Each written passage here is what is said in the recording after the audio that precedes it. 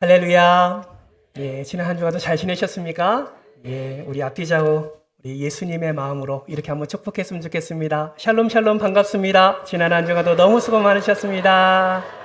예, 너무너무너무너무 수고 많으셨습니다. 한 번 더 인사할 때 이렇게 인사합시다. 믿음의 거목이 됩시다. 믿음의 거목이 됩시다. 예, 점점 믿음의 거목으로 성장하고 계시지요? 예, 아멘. 예, 성장하셨습니까? 아, 예. 믿음의 거목으로 성장하셨다면 그 거목의 그 사랑을 또 나타내시기를 주님의 이름으로 부탁드리겠습니다. 어느 한 목사님이 시골 교회에 설교 부탁을 받고 설교를 하러 갔습니다. 그 목사님은 설교 시간에 성령의 감동하심을 따라 은혜로운 말씀을 선포하셨습니다. 그 설교의 결론은 구하고 찾고 문을 두드리면 반드시 주님께서 영원한 생명을 주시는 감격스러운 체험을 하게 될 것이다 라는 내용이었습니다. 은혜로운 설교를 마치고 예배를 마친 후 많은 성도님들이 예배당을 빠져나가면서 목사님에게 이렇게 인사합니다. 목사님, 은혜 많이 받았습니다. 그 중에 한 청년도 동일하게 인사합니다. 목사님, 저도 은혜 많이 받았습니다. 그런데 그 청년은 한마디를 더 합니다. 목사님, 설교 마지막 부분에 목사님이 구하고 찾고 문을 두드리면 된다, 기도를 들어주신다 라는 말씀이 저에게 큰 격려가 되었습니다. 이제 목사님이 하신 말씀대로 또 내가 들은 대로 목사님 저희 집에 오셔서 아파서 죽게 된 돼지를 위해서 안수기도 해주시기를 부탁드립니다. 목사님이 이러한 요청을 듣고 마음속에 커다란 허탈감을 느꼈다고 합니다. 그 이유는 그 돼지가 살고 죽는 것이 이 청년에게는 생계가 달려있는 아주 중요한 사건이라는 것을 잘 알고 있지만 그럼에도 그리스도인으로서 적어도 하나님과의 관계를 설명하는 중요한 영적인 메시지를 들은 후에 그 결과가 병들어 죽게 된 돼지에게만 관심을 전부 쏟고 있다면 이것이 뭔가 잘못되고 있지 않나라는 생각이 목사님 마음 가운데 들었기 때문입니다. 여러분, 오늘 본문 말씀이 바로 이와 같습니다. 오늘 우리는 누가복음 12장 13절부터 21절까지의 말씀을 함께 살펴보았는데요. 이 말씀의 배경이 바로 누가복음 12장 1절부터 12절까지의 말씀입니다. 이 배경이 되는 말씀을 보면 예수님은 수만 명의 무리들과 제자들에게 인간의 본질적이고 근본적인 문제들, 곧 천국과 지옥, 하나님의 섭리, 영혼의 소중함, 성령의 충만함, 그리고 전도 등 정말 중요한 메시지를 예수님이 선포하셨습니다. 그런데 이때 한 사람이 예수님께 나와서 이런 요청을 합니다. 오늘 보면 13절인데요. 무리 중에 한 사람이 이르되 선생님, 내 형을 명하여 유산을 나와 나누게 하소서. 이 당시 모세 율법에 따르면 재산 상속은 형에게 우선권이 있습니다. 형이 3분의 1을 갖고 동생이 3분의 1을 갖도록 규정되어 있습니다. 그리고 재산 분쟁이 있을 때 이스라엘 사람들은 랍비에게 요청해서 소송을 제기할 수가 있었습니다. 아마도 이 사람은 형과 유산을 나누는 제 문제를 겪고 있었고 이 문제를 예수님이 해결해 주셨으면 좋겠다라는 마음으로 이러한 요청을 했던 것입니다. 여러분, 이러한 요청에 예수님이 어떻게 반응하십니까? 예수님은 실망스러운 반응을 나타내십니다. 왜 그렇습니까? 앞서 많은 무리들과 제자들 앞에서 가장 중요한 진리를 말씀하셨기 때문이지요. 많은 이들에게 이 진리를 붙잡고 진정한 삶의 본질을 놓치지 말고 살아가라고 그렇게 강력하게 예수님이 설교하셨는데 이 사람이 이 말을 듣고 유산을 나누는 일을 요청하고 있으니 예수님의 마음 가운데 실망감이 생겼던 것입니다. 그래서 이 사람에게 무엇을 말씀하십니까? 14절 말씀을 같이 한번 읽어볼까요? 함께 읽겠습니다. 시작! 이르시되 이 사람아 누가 나를 너희의 재판장이나 물건 나누는 자로 세웠느냐 하시고.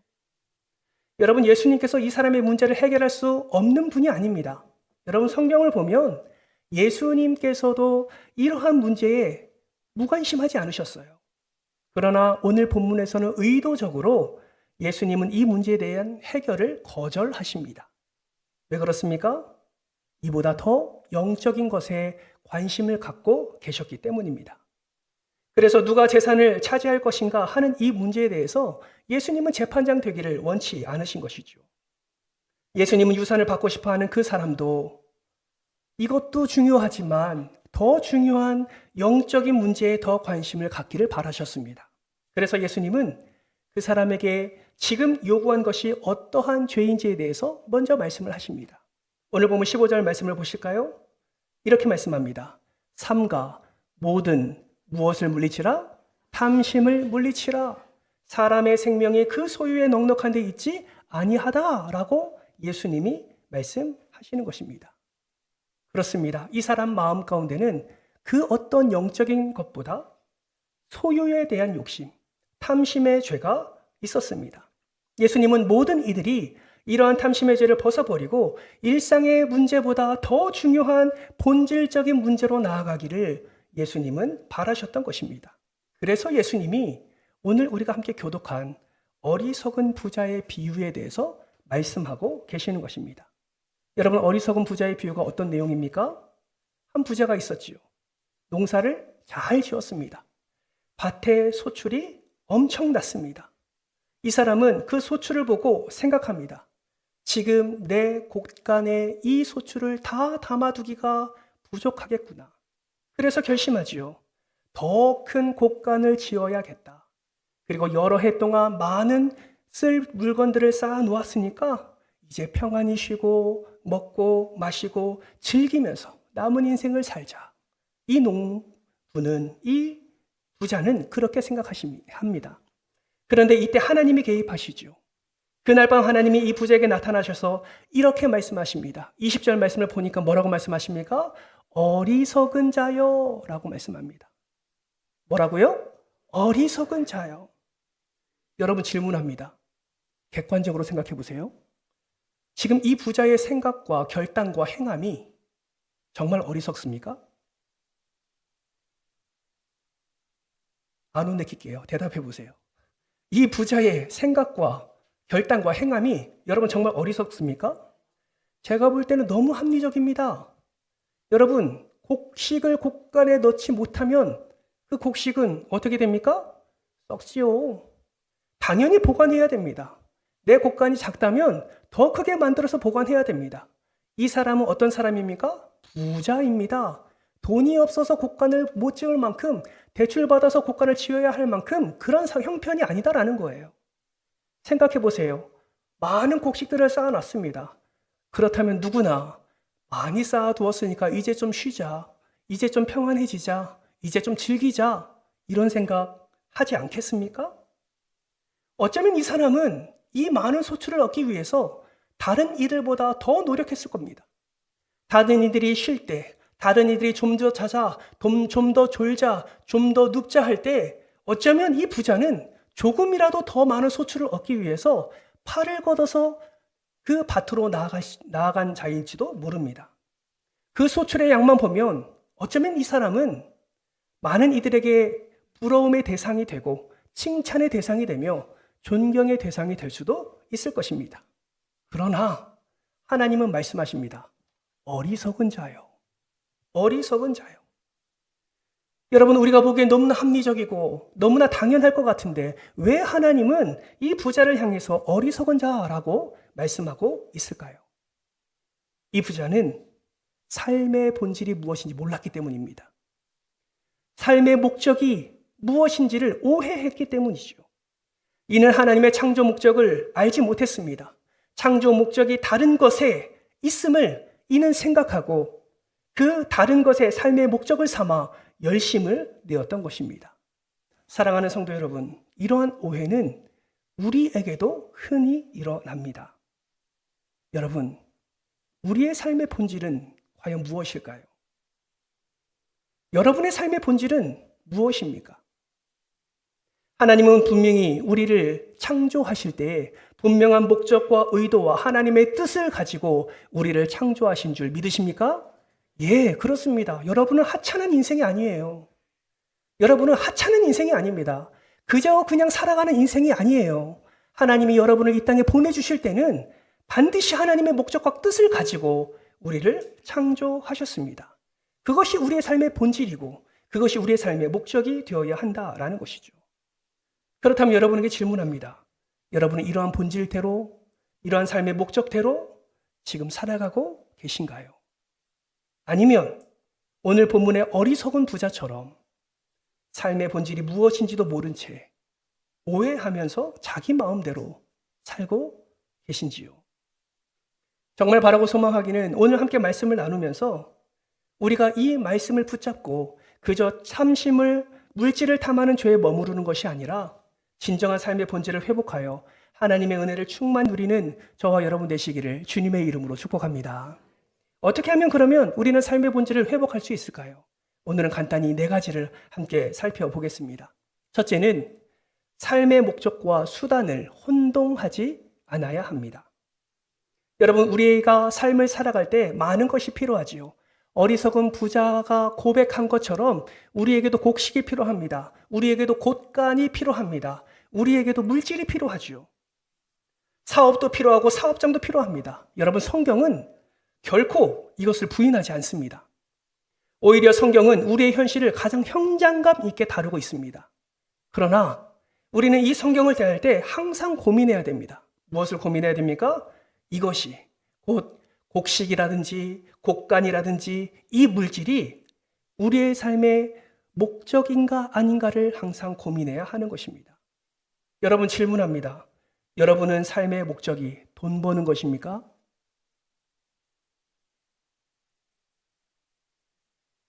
돈 버는 것입니까? 아니면 아니라고 대답해 주세요. 돈 버는 것입니까?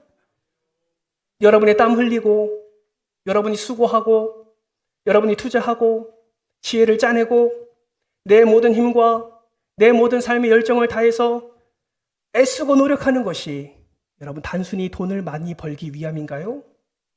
여러분, 우리는 잘 알고 있습니다. 그래서 많은 사람들이 이렇게 고백합니다. 돈은 수단이지요. 돈은 목적이 아닙니다. 그러나 이렇게 고백하는 사람들의 삶을 면밀히 돌아보면 돈이 목적인 삶을 살아가는 이들이 얼마나 많은지 모릅니다. 여러분은 어떠십니까? 여러분의 인생에 돈이 목적이십니까? 수단이십니까? 수단이라면 여러분은 어떠한 목적으로 지금 살아가고 계십니까? 여러분, 기억하십시오. 우리 하나님은 저와 여러분이 물질의 노예로 살아가기를 원치 않으십니다. 그렇게 창조하지 않으셨어요. 우리를 창조하신 목적은 이 시대에 하나님을 진정으로 사랑하고 하나님을 마음 다해 예배하며 이 땅에서 하나님의 자녀로 하나님의 나라를 온전히 세워가라고 저와 여러분을 선택하시고 저와 여러분을 구원하신 줄 저는 믿습니다. 여러분, 만약에 이러한 창조 목적을 잊어버리고 삶의 본질이 무너진 채 살아간다면 우리는 어떻게 될까요? 여러분, 그렇게 살아간다면 우리는 세상 사람들과 별반 다르지 않는 삶을 살게 될 것입니다. 결국 물질의 노예가 될 것이고 결국 하나님을 싫어하는 그런 탐심의 죄에 빠져서 살아가게 될 것입니다. 히랍 신화 중에 마이다스 왕에 대한 이야기를 여러분 알고 계시지요? 마이다스는 황금의 눈이 어두운 왕입니다. 어느 날 그에게 낯선 신의 방문이 일어납니다. 그 신은 마이다스 왕에게 이렇게 말합니다. 너의 소원을 말해라. 이때 이 마이다스 왕은 무엇을 소원으로 말합니까? 내 손으로 만지는 모든 것이 황금으로 변하게 해주십시오. 그 소원은 즉각 이루어졌습니다. 만지는 것마다 다 황금으로 변했습니다. 여러분, 생각해 보세요. 황금의 눈이 어두운 왕입니다. 눈에 보이는 대로 황금으로 변해갑니다. 변하는 순간순간마다 얼마나 희열을 느꼈겠습니까? 얼마나 기쁨을 느꼈겠습니까? 얼마나 그는 행복했을까요? 그러나 그 행복은 해가 지는 황혼역에 절망으로 바뀝니다. 왜요? 그가 사랑하는 딸도 황금으로 바뀌어지게 되었고 그가 사랑하는 모든 것이 다 만지는 모든 것이 황금으로 변했기 때문에 그렇습니다. 마이다스 왕의 소원대로 모든 세계가 황금이 되었지만 그 황금의 한복판에 이 왕은 절망하며 이렇게 부르짖습니다. 내가 원하는 것은 황금이 아닙니다. 나의 딸 메리의 생명을 돌려주십시오. 내가 원하는 것은 황금이 아닙니다. 한 모금의 물뿐입니다. 내가 원하는 것은 황금이 아닙니다. 지나간 시절 친구들과의 우정입니다. 이 마이다스 왕의 부르짖음을 통해서 어쩌면 오늘 저와 여러분의 모습을 발견할 수 있을 것 같습니다. 여러분에게 질문합니다. 저와 여러분은 황금을 만드는 기계에 불과합니까? 저는 절대 그렇지 않다라고 생각합니다. 우리는 황금을 만드는 기계가 아닙니다. 하나님이 주신 자유의지를 가지고 하나님을 찬양하고 하나님을 예배하는 예배자임을 여러분 기억하시길 바랍니다. 옆에 있는 분에게 손을 꼭 잡고 이렇게 한번 축복해 주세요. 성도님은, 더 크게 성도님은 예배자입니다. 아멘이십니까? 그러므로 여러분 고민하셔야 돼요. 내가 열심히 공부하는 이유가 무엇인지를 고민하셔야 됩니다. 내가 열심히 직장에서 일하고 있는 이유가 무엇인지를 생각해 보셔야 돼요. 내가 열심히 살아가는 이유, 내가 어떠한 목적을 향해 나아가고 있는지, 혹시 내가 목적과 수단을 혼동하면서 어리석은 부자와 같이 그렇게 살아가고 있지는 않은지, 우리는 철저하게 하나님 앞에서 나의 삶을 정직하게 고민해 보아야 하는 것입니다. 바라고 소망하기는 삶의 목적과 수단을 혼동하지 않으므로 삶의 본질을 회복하여 하나님의 은혜를 충만히 누리시는 여러분 되시기를 주님의 이름으로 축복합니다. 둘째는 이기적인 생각을 벗어버려야 합니다. 여러분 오늘 본문 17절에서 19절 말씀을 한번 보실까요? 여러분 이 구절을 같이 한번 읽을 텐데 이 구절에서 어떤 단어가 가장 많이 반복되고 있는지를 한번 찾아보시기를 바랍니다. 화면을 보면서 같이 한번 읽겠습니다. 시작! 심중에 생각하여 이르되 내가 곡식 둘 곳이 없으니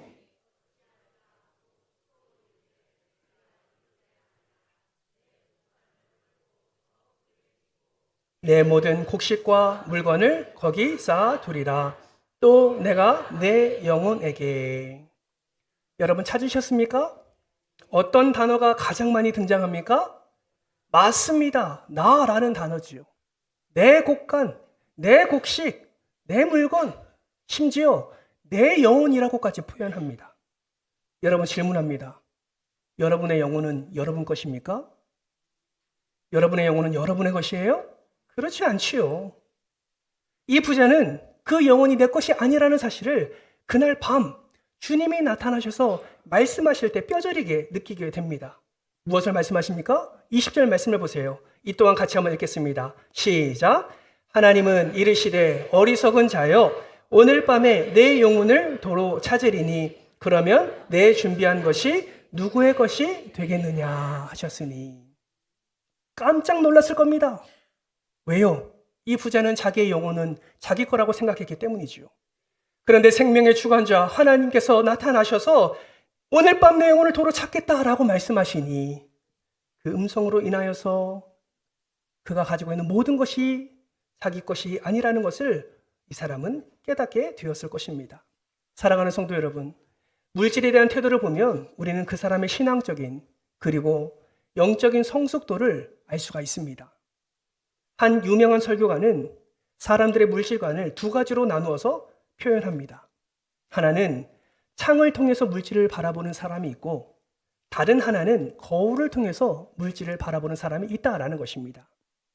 여러분 거울을 보면 그 거울 앞에 선 모습이 그대로 드러나게 되는 것이죠. 여러분은 물질을 볼 때 어떠한 관점으로 물질을 보십니까? 마치 내가 땀 흘리는 것, 아침부터 저녁까지 내가 노력한 것, 투자한 것, 밤 일을 하고 시간 외에 일을 더 열심히 해서 내가 벌어들인 것, 나는 이제 이 돈을 가지고 내 마음대로 누리고 내 마음대로 살 수 있는 권리가 있다고 느껴지는 것, 여러분 이 모든 것이 여러분의 생각은 아닙니까? 혹여나 이러한 생각을 가지고 있다면 이 사람은 마치 자신의 인생을 거울 속에서 자신을 바라보는 인생이라고 표현할 수 있습니다. 그렇다면 창을 통해서 물질을 바라보는 사람은 어떤 사람일까요? 이 사람은 물질이 어디서부터 왔는지를 아는 사람입니다. 주님께서 나에게 건강을 주지 않으셨더라면, 주님께서 나에게 지혜를 주지 않으셨더라면, 주님께서 나에게 이런 환경과 삶을 주지 않으셨더라면 이 삶은 이러한 경제적인 취등은 불가능할 것이다 라고 깨닫는 사람이 창을 통해서 물질을 바라보는 사람입니다. 그러한 사람은 그의 언어 속에, 그의 사고 속에, 그의 의식 속에 항상 하나님이 자리하고 있다라는 것이죠. 그러나 오늘 본문의 부자의 한번 고백을 보십시오. 내 곳간, 내 물건, 모든 것을 이야기할 때 나를 계속 주장하고 있습니다. 여러분, 이 사람의 입술에는 하나님이 없습니다. 이 사람의 입술에는 다른 사람이 없습니다. 철저하게 하나님의 은혜로 그가 그 자리에 있는 것을 그는 깨닫지 못합니다. 이웃의 따뜻한 도움과 이웃의 따뜻한 사랑으로 그가 존재하고 있음을 그는 깨닫지 못하는 것입니다. 그저 자기 속에 갇혀서 살아가고 있는 것이죠. 철저하게 그는 이기주의적으로, 철저하게 그는 자기중심적으로 그렇게 자기 감옥에서 살아가고 있는 것입니다. 그러한 모습을 우리 주님께서는 어떻게 표현하신다고요? 어리석은 자여라고 표현하고 있는 것입니다. 사랑하는 성도 여러분, 나라는 이기적인 생각에서 벗어나시기를 주님의 이름으로 부탁드립니다.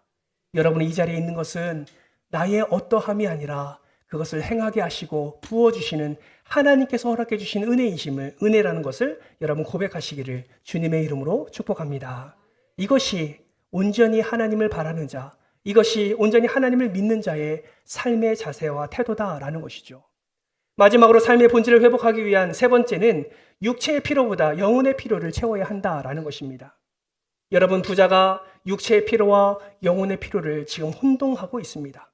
무엇을 통해 알 수 있습니까? 여러분, 오늘 보면 19절 말씀을 보세요. 이렇게 얘기합니다. 또 내가 내 영혼에게 이르되 영혼아, 여러 해 쓸 물건을 많이 쌓아 두었으니 평안히 쉬고 먹고 마시고 즐거워하자 하리라. 여러분, 질문합니다. 영혼이 무엇을 먹을 수 있습니까? 다시 질문할게요. 영혼이 무엇을 먹을 수 있습니까? 없지요. 먹고 마실 수 있는 것은 육체뿐입니다. 그런데 이 부자는 지금 무엇을 말하고 있어요? 내 영혼아 라고 표현하면서 먹고 마시자, 쉬자, 즐거워하자 라고 말하고 있는 것입니다. 여러분, 육체는 양식이 필요합니다. 영의 양식도 필요하지만 우리가 흔히 먹고 마시는 이러한 양식이 아니다라는 것이죠. 여러분, 우리는 육체 이상을 가진 존재입니다. 다시 말하면 우리는 육적인 존재만이 아니라 우리는 영적인 존재입니다. 하나님께서는 무엇을 기뻐하십니까? 가장 우선순위에 영적인 것을 두는 것을 하나님이 기뻐하십니다. 육의 것도 필요하지만 먼저 영의 것을 취하기를 하나님은 기대하고 계신다라는 것이죠. 여러분, 우리 안에 왜 불만족이 일어납니까? 왜 불안이 일어납니까? 왜 여러 가지 결핍이 생기게 됩니까? 그 이유는 우리 안에 영적인 필요가 채워지지 않기 때문입니다. 요한 3서를 보면 이런 말씀이 있지요. 영혼이 잘된 같이 내 범사가 잘 되기를 축복한다라는 메시지가 요한 3서에 보면 말씀이 나옵니다. 영혼이 잘 돼야 육체가 잘 되는 것이죠. 그렇다면 우리의 영적인 필요를 채우기 위해서 어떻게 해야 됩니까? 예수님께서는 마태복음 4장의 말씀을 통하여서 이렇게 말씀합니다. 화면을 통해서 같이 한번 읽어볼까요? 시작! 사람이 떡으로만 살 것이 아니요 하나님의 입에서 나오는 말씀으로 살 것이니라. 아멘. 말씀이 영의 양식임을 믿으시기를 부탁드립니다. 그러므로 영의 양식을 먼저 채우시기를 주님의 이름으로 부탁드립니다. 우리가 영의 양식을 채우면 육적인 모든 형통함도 하나님의 은혜 가운데 채워지게 될 줄 믿습니다. 말씀으로 돌아갈 때 우리는 그 놀라운 충만함의 은혜를 누리게 될 뿐만 아니라 주 안에서 부자가 고백한 것처럼 평안과 안식과 그리고 즐기는 것까지 우리는 영적인 최고의 은혜를 누리게 될 줄 믿습니다. 말씀으로 돌아가시기를 주님의 이름으로 부탁드립니다. 삶의 본질을 회복하기 위한 마지막 네 번째는 나의 영혼을 하나님께 돌려드릴 준비를 해야 한다라는 것입니다. 가만히 부자를 살펴보면 부자는 명석했던 것 같습니다. 상황 파악을 잘합니다. 대처도 뛰어납니다. 현실적인 문제를 어떻게 해결해야 될지 지혜도 있는 것 같습니다. 그러나 그는 가장 필요한 준비를 게을리했습니다. 그 준비가 무엇입니까? 오늘 보면 20절 말씀을 볼까요? 20절 말씀을 같이 한번 읽겠습니다. 시작. 어리석은 자여 내 영혼을 도로 찾으리니 그러면 내 준비한 것이 누구의 것이 되겠느냐. 어떤 준비를 게을리했습니까? 자기의 영혼을 하나님께 돌려드릴 그 준비를 게을리했다라는 것이죠. 여러분, 우리 주님은 생명을 주시는 분이시기도 하고 생명을 거둬가시는 분이심을 여러분 믿으시기를 바랍니다. 부자는 생명을 거둬가시는 분을 전혀 생각하지 않았습니다. 그래서 그 영혼이 다시 주님께로 올라갈 것을 생각하지 아니하고 그저 있는 자리, 있는 상황에서 먹고 즐기고 마시는 것만 취해 있었음을 우리는 말씀을 통해서 확인할 수 있습니다. 사랑하는 성도 여러분, 부자처럼 살지 마시기를 주님의 이름으로 부탁드립니다. 세상의 육적인 필요의 부요함을 쫓아 살지 마시고 영적인 부요함을 위하여 살아가는 저와 여러분 되시기를 주님의 이름으로 축복합니다. 그래서 21절 말씀에서 주님이 말씀하시는 거예요. 하나님께 대하여 부요하지 못한 자가 이와 같으니라. 이와 같으니라는 뭘 말씀하신 겁니까? 어리석은 부자와 같다라고 지금 말씀하고 있는 것입니다. 하나님에 대하여 부요하다라는 것은 무엇을 의미합니까? 하나님과의 관계에서의 부요함을 말하는 것이죠. 만일 여러분이 지금 당장 죽어도 하나님의 품에 안길 수 있다는 확신이 있다면 그것은 진정한 의미에서 부요한 사람인 것입니다. 인생의 진정한 목적이 무엇인가를 그리스도 안에서 발견하고 그 목적을 세운 것과 목적을 향해 걸어가는 사람은 진정한 의미에서 부요한 사람인 것이죠. 하나님이 내게 주신 재능, 하나님이 내게 주신 그 모든 것을 활용하여서 어떻게 하면 하나님의 영광을 위해서 사용할 수 있을까라고 고민하며 그렇게 하나님이 주신 지혜로 살아가는 자는 하나님 앞에 부요한 자다라는 것을 우리는 기억해야 됩니다. 사랑하는 성도 여러분, 여러분은 하나님과의 관계에 있어서 얼마나 부요함을 누리고 계십니까? 주님과의 관계에 있어서 여러분은 어떤 삶을 살고 계신가요? 바라고 소망하기는 하나님이 저와 여러분을 보실 때 어리석은 자여라고 평가하는 것이 아니라 착하고 충성된 종아라고 평가받는 저와 여러분 되시기를 주님의 이름으로 축원합니다. 말씀을 맺겠습니다. 아프리카의 칼라리 사막에는 스프링벅이라는 산양이 살고 있습니다. 이 동물은 푸른 초원에서 한가롭게 풀을 뜯다가 선두 한 마리가 달리기 시작하면 모두 일제히 따라서 초원을 질주한다고 합니다. 뒤에서 뛰는 산양은 왜 뛰는지도 모른 채 그냥 뛰어가니까 열심히 쫓아가는 것이죠. 문제는 그러다가 절벽을 만날 때입니다. 그 빠른 속도로 맹목적으로 질주하다가 절벽을 만나게 되면 자기 속도를 줄이지 못하고 다 절벽 아래로 떨어진다고 합니다. 그렇게 집단적으로 스프링벅이 죽는 일들이 종종 일어난다고 합니다. 저는 이 모습을 보면서 마치 이 모습이 지금 이 시대를 살아가고 있는 우리의 모습은 아닌가라는 생각을 해보게 됩니다. 삶의 목적도 분명하지 않고 삶의 방향도 분명하지 않은 채 그저 사람들이 앞으로 뛰어가니까 아무것도 모르게 그냥 쫓아만 다니는 인생. 이것이 나의 인생은 아닌가? 우리의 인생은 아닌가? 이 시대의 인생들이 아닌가라는 생각을 해보게 됩니다. 여러분, 지금도 세상은 너무 분주하게 뛰어갑니다. 지금도 세상은 목적과 방향을 잃어버린 채 그저 따라가기에 급급합니다. 여러분, 그리스도인인 우리는 무엇을 위해서, 무엇을 향하여 나아가야 될까요? 하나님은 말씀을 통해서 그 삶의 본질과 삶의 목적을 분명히 우리에게 제시하고 있습니다. 그러므로 여러분에게 진심으로 부탁합니다. 절대로 삶의 본질을 잊어버리지 마시고 삶의 목적과 수단을 혼동하지 마시기를 주님의 이름으로 부탁드립니다. 나라는 이기적인 생각을 벗어버리고 주님이라는 영적인 생각에 사로잡혀 여러분의 매일의 삶을 주님과 함께 동행하시기를 주님의 이름으로 부탁드립니다. 물질이 중요하지요. 육체적 필요 중요하지요. 이것이 있어야 우리가 먹고 마시고 평안함을 누릴 수 있습니다. 그러나 그보다 더 중요하게 영적인 필요를 채우는 영적인 사람 되셔서 매일의 삶 속에서 하나님이 채워주시는 놀라운 범사의 은혜를 충만히 누리시기를 주님의 이름으로 축복합니다. 예수님은 곧 오십니다. 우리의 영은 예수님 품에 안기게 될 겁니다. 그날을 항상 소망하며 내 영혼을 주님께 돌려드릴 준비를 우리가 함께 감당함으로 생명의 주관자이신, 그래서 우리에게 꼭 오실 그 예수님을 바라보며 우리는 기쁨 가운데 살아가게 될 때에 우리는 하나님과의 관계 속에서 진정한 부요함의 은혜를 누리게 될 줄 믿습니다. 이번 한 주간이, 그리고 앞으로의 모든 삶이 이러한 삶의 목적과 삶의 방향을 분명히 하여서 삶의 본질을 회복함으로 하나님이 기뻐하시는 그 은혜의 삶을 살아가는 저와 여러분 되시기를 주님의 이름으로 축원합니다.